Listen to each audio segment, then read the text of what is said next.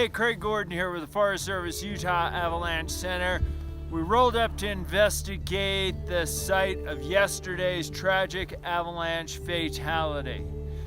This avalanche was triggered low on the slope. It broke deep, it broke wide. Avalanche was deeper than I am tall, 6 to 8 feet deep and several football fields wide. What's making things tricky in the Uintas right now is you can trigger avalanches from low on the slope and they're taking out the entire seasoned snowpack. We're near the crown of this tragic avalanche accident. What makes this such an unusual setup is we've received a lot of water.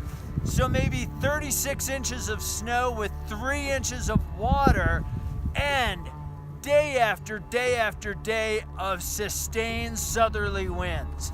It's put a very dense, cohesive slab, very strong snow that's gonna feel bomber under our skis, board, or sled.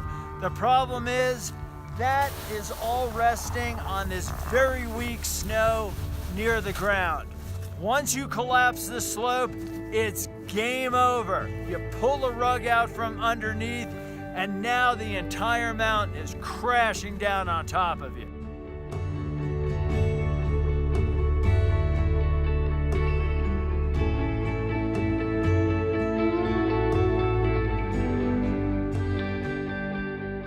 Hi, my name's Shannon Marchbanks. Yesterday I lost my friend Jason Lyman in an avalanche. We were heading out, and he, just like anybody, thought we'd climb just up a little ways in the snow, and I brought my boy, 14, this is his 5th time out riding, and we parked over pretty much where that tree is over here, and he was about 15 feet in front of me or so, give or take, watching our friend climb, and all of a sudden the hill, and it wasn't where he was climbing it broke. It broke hundreds of yards above him, and it broke hundreds of yards each side, and it was huge. And you're trying to watch your buddy, because that's what you're supposed to do, and you think you're far enough that you really, if the slough's off, you're going to be fine, and it wasn't the case, and it was coming so big and so fast. I screamed for my kid because I knew we were done, and I screamed again. I remember yelling twice, and he finally looked back like, "What do you need, Dad?" And I pointed. I said, "Look, God, Jesse, look." And he fired up his snowmobile, and we took off down the hill.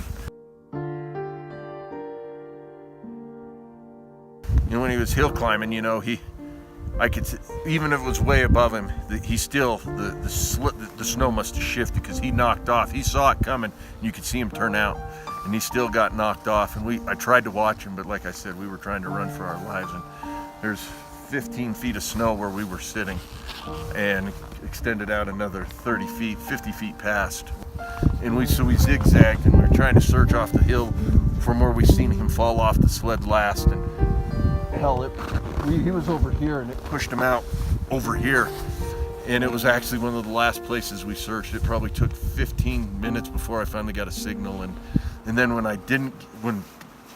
we dig and we get down, and I'll tell you, I went out that day and I have a probe, and I couldn't find it.